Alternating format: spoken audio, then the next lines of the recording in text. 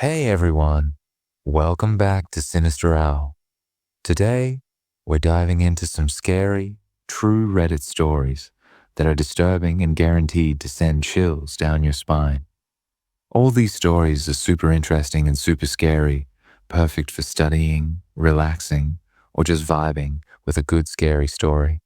And before we jump in, don't forget to hit that like button, subscribe, and help us get closer to our goal of 500 subscribers. All right, let's not waste any more time. Let's get into these scary Reddit stories. Mary was born in a black and white room, and scientists didn't let her see colors until she turned 18. Mary's room, also known as the knowledge argument, is a philosophical concept concerning a hypothetical woman named Mary who has never seen color. She has only ever existed in a black and white room. Mary studies the world through books and a monochromatic television screen. She reads about colors, but she does not experience them visually. Can the universe be fully understood in purely physical terms? The answer differs depending on whether one believes that we know fundamental truths about reality a priori without experience, or a posteriori with experience. In other words, will Mary learn anything about color when she leaves the black and white room? It was a thought experiment. Nobody was supposed to actually do it. However, in 2007, a group of researchers sought to answer that question, and the experiment they conducted would have been condemned by boards of ethics across the globe. But these were not ethical scientists, and this was no ethical organization. I would have decried its actions back then. This wasn't why I joined the agency. But I was afraid. After all, they were willing to put an innocent baby in a colorless prison cell, doomed to grow up in near solitary confinement, save for a nurse dubbed Nanny. What would they have done to a whistleblower? I don't know how they found the baby, and I don't want to know. Whether a parent willingly gave her up, or one of the scientists intentionally bred her for the experiment, the result remains the same.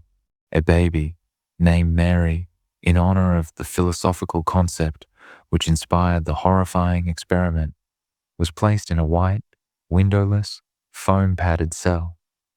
She was blindfolded whenever her nurse entered the room to provide food, formula, and fresh clothes.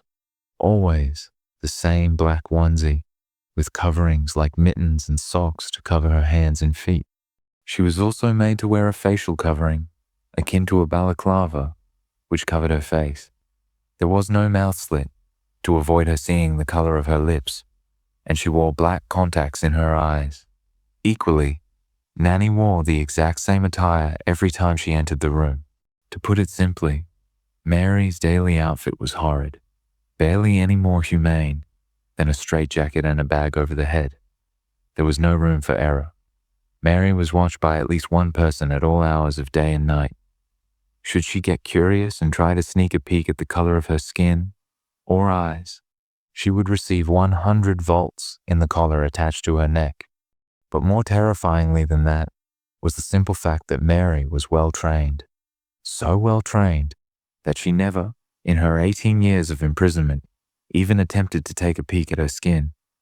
She was such a willing prisoner, having never known anything else, that I think she would have stayed in her room, even if the door had been standing ajar.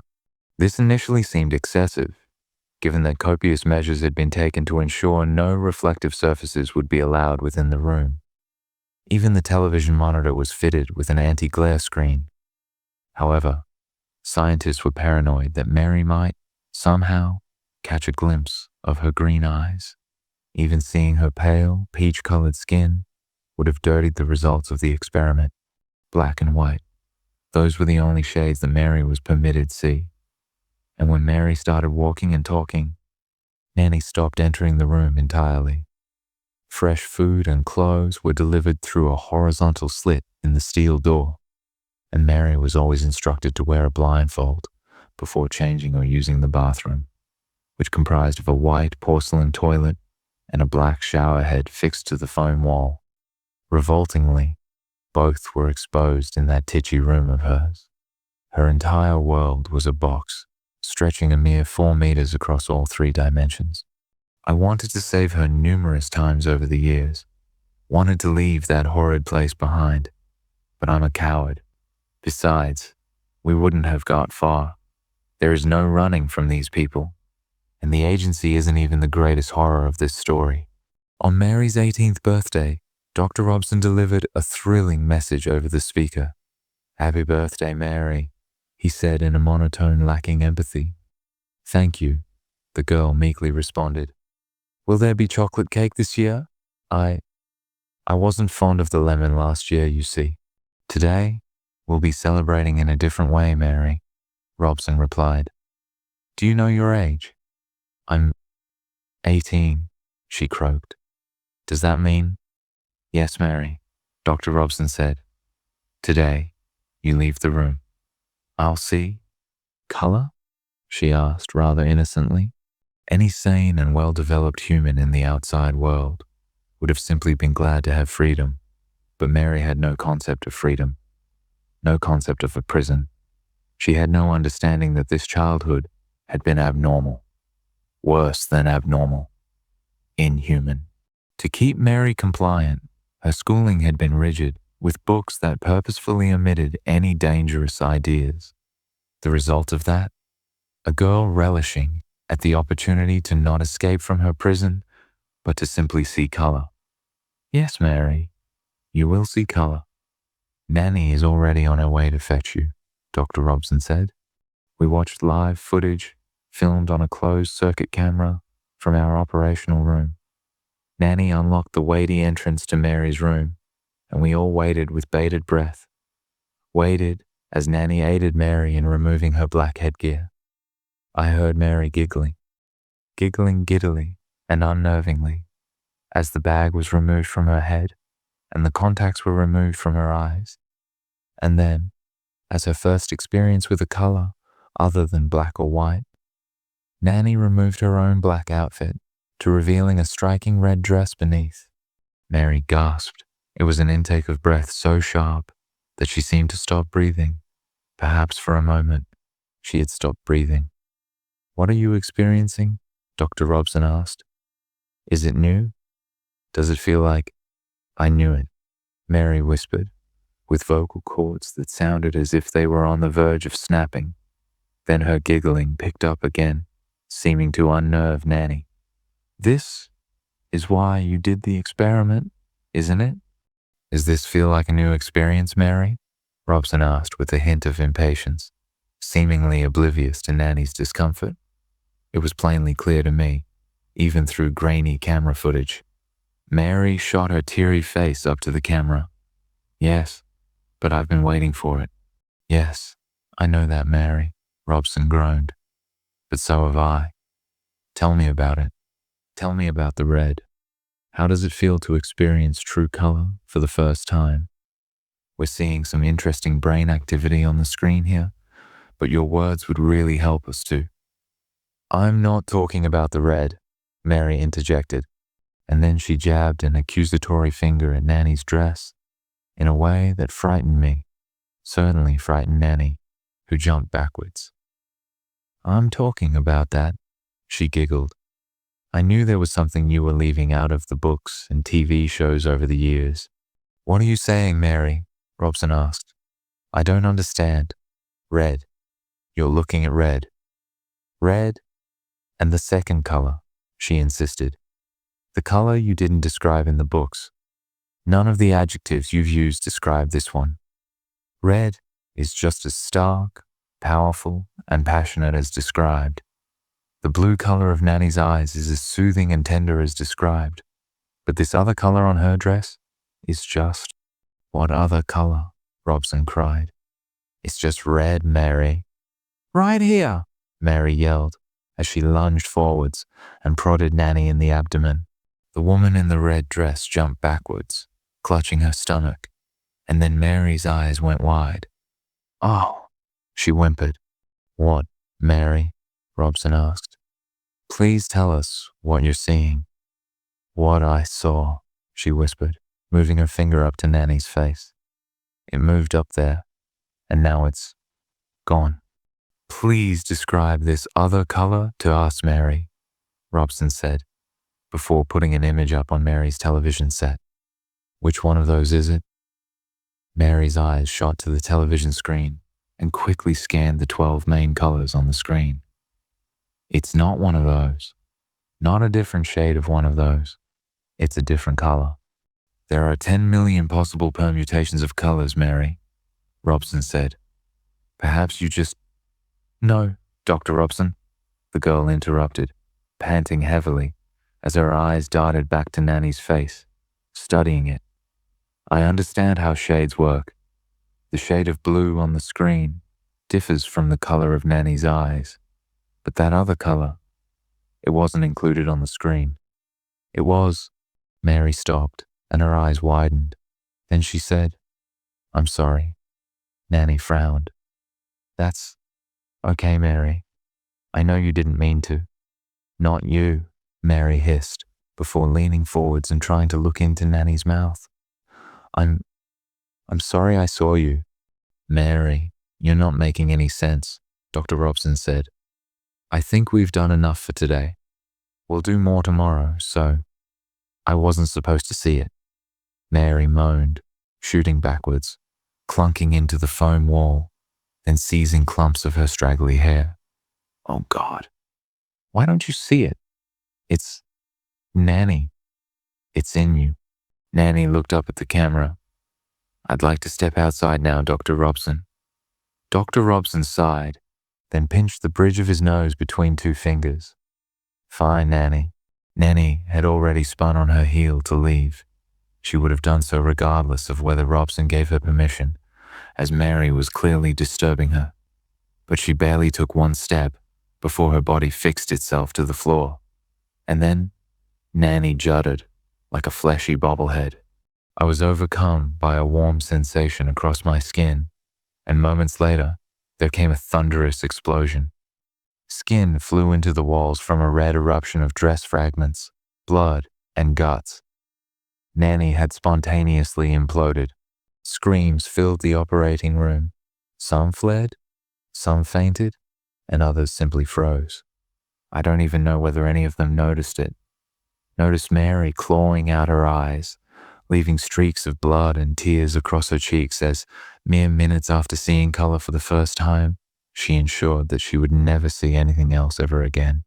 I'm sorry, the eyeless woman wailed. I didn't know I wasn't allowed. Please, I'll never see you again. As I saw a trail of blood run from Nanny's destructed corpse towards the front door, clearly painted by something unseen, a deep dread filled my chest.